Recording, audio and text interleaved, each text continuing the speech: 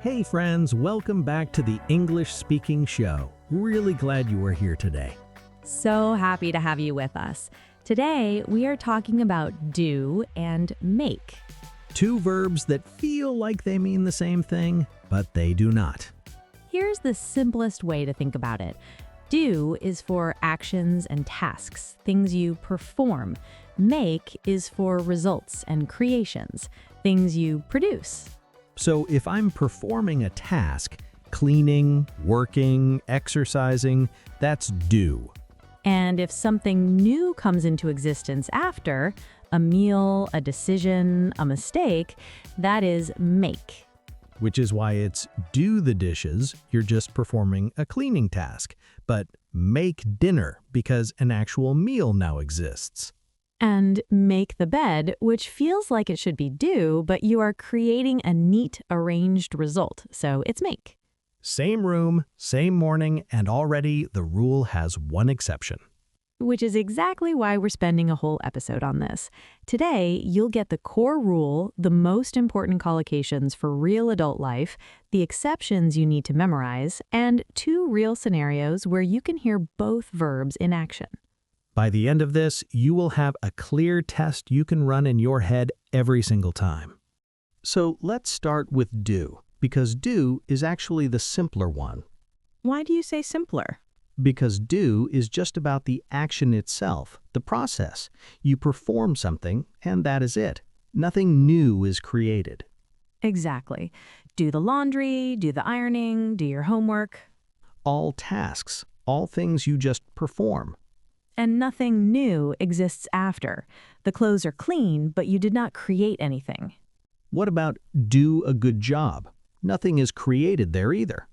Right, you performed well. That is the focus. The action, not the result. So whenever you are thinking about work, chores, duties, responsibilities, go with do. Do your work, do the cleaning, do research, do overtime. And what about exercise? I always second-guess that one. Do, always. Do exercise, do yoga, do sport. You are performing an activity. Nothing new comes out of it. I always wanted to say make exercise. Sounds more productive somehow.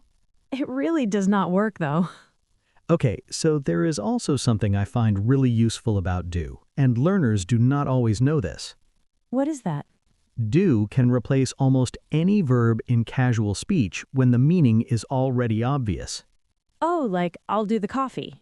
Exactly. You are not making the coffee in that moment. Well, technically you are, but in conversation, I'll do the coffee is completely natural. Can you do the emails while I'm in the meeting? He does the Instagram for the company. Native speakers use do this way all the time. It's not lazy, it's just how spoken English works. And learners sometimes avoid it because it feels too casual, but it's completely correct. So do is the workhorse. It handles tasks, duties, activities, and it fills in wherever the meaning is clear. Now, the one that needs more attention, make. Because make is bigger than people think. Much bigger, yes. Make covers creating physical things. Make a cake, make a sandwich, make furniture. But it goes way beyond cooking and building. Make a decision, make a mistake, make a suggestion, make progress. None of those are physical things. No, but something new comes into existence, a decision that did not exist before, a mistake that just happened, a suggestion that is now on the table. So the test is, did something new appear after this action? That is exactly the test. If yes, make. If you just performed a task, do. Make a phone call, make an appointment, make an effort. All results, all things that come into existence. And here is the one I always want to get wrong. Make research. Everyone wants to say that.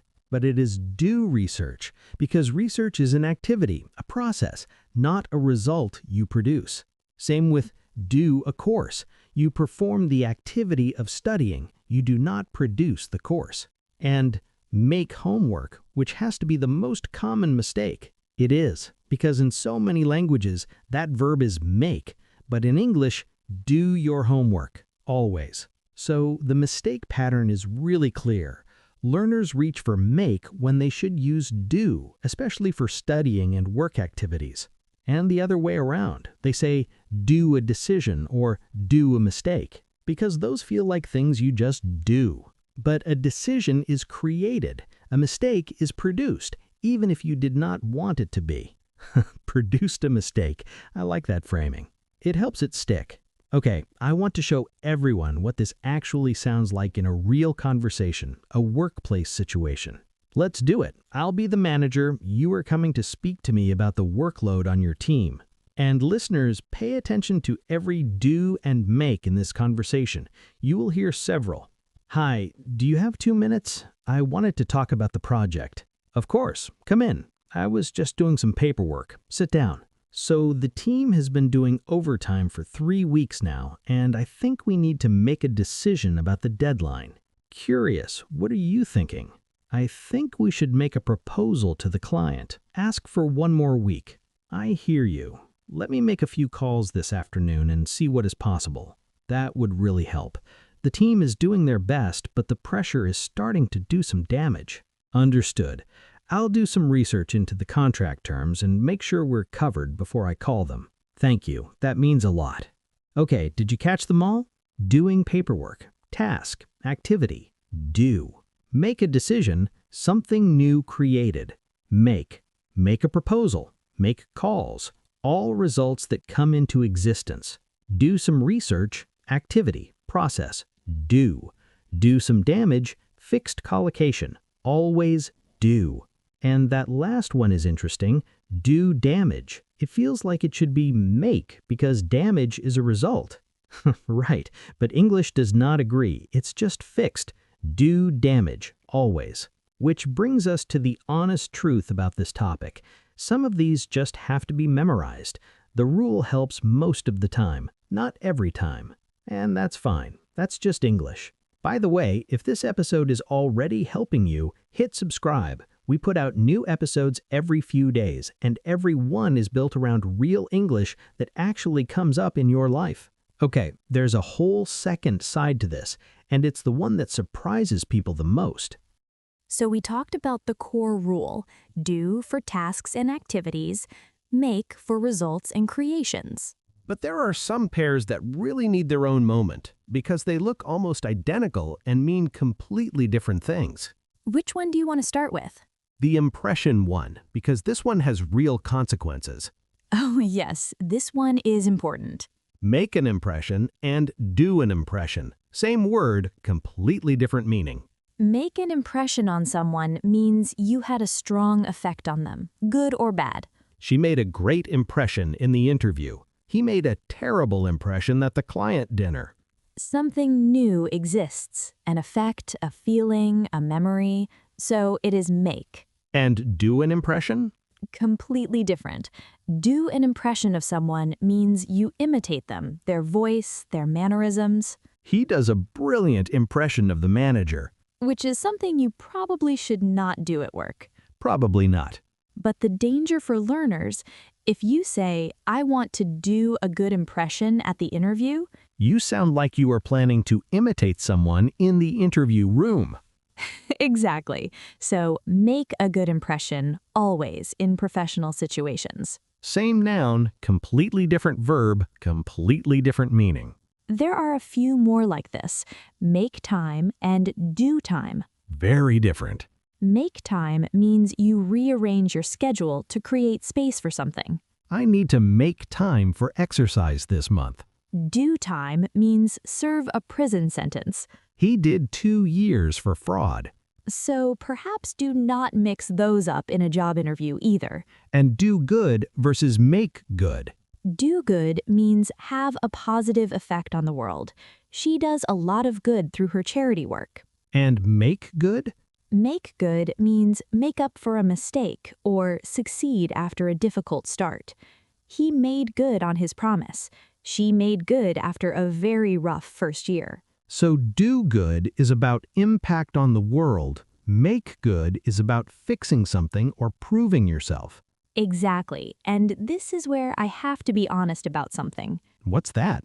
I used to say make good when I meant do good for years, in emails, in meetings. Really? I used to. I wrote to a client once, "We want to make good in your community," and my colleague pulled me aside after and said, "That sounds like you are apologizing for something you did wrong." Because make good implies fixing a mistake. Yes, and I had meant we want to have a positive impact, which is do good. I changed all my templates after that. It is such a small difference, but it completely changes what people hear. Which is exactly why these pairs matter. There is one more use of make that we have not covered yet, and it is everywhere in adult life. Which one? Make plus an adjective, like this made everything worse, or she made the whole process much easier. Right, make plus a person or thing plus an adjective describing the new state. The news made everyone nervous. The extra time made a real difference. Something changes state because of the action, and make is what shows that. And learners often miss this use completely because they only know make as creating a physical thing. But in professional English especially, this pattern is everywhere. It made the decision harder. It made the situation clearer. Stop making this more complicated than it needs to be. Which someone said to me in a meeting once, and I thought about it for 3 days. That is very specific. Make plus adjective. Pay attention to it. You'll start hearing it everywhere. And there's something I want to say to everyone listening, especially if you've been saying make when you should say do or the other way around.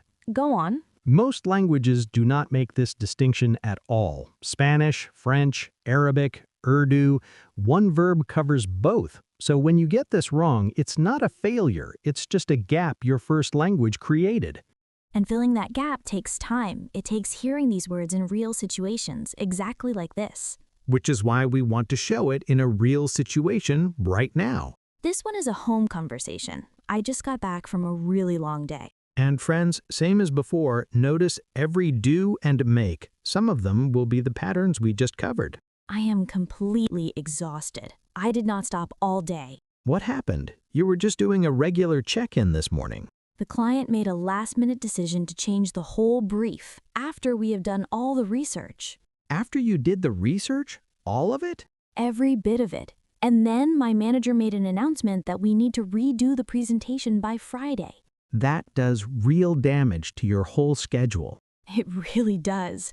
And I am trying not to make a fuss about it, but honestly, You are allowed to make a fuss. That is genuinely a lot. I just need to make a plan. Break it into steps, do one thing at a time. And do you want help? I can do some of the background work tonight. Would you? That would make such a difference. Of course, you make the coffee, I'll do the rest. Deal. Okay, let us pull out the key moments. Made a last-minute decision, result, something created, make. Done all the research, activity, process, do. Made an announcement, something produced, make. Does real damage, fixed collocation, always do.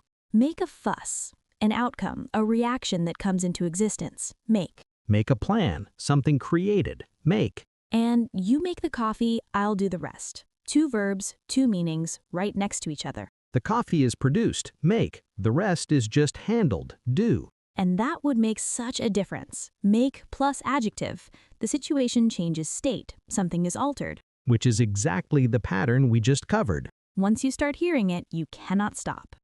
Okay, friends, let us bring it all together. Do is for tasks, activities, and duties, things you perform. Nothing new is produced. Make is for results, creations, and outcomes. Something new comes into existence after. And some collocations just have to be memorized. Make the bed, do damage, do good.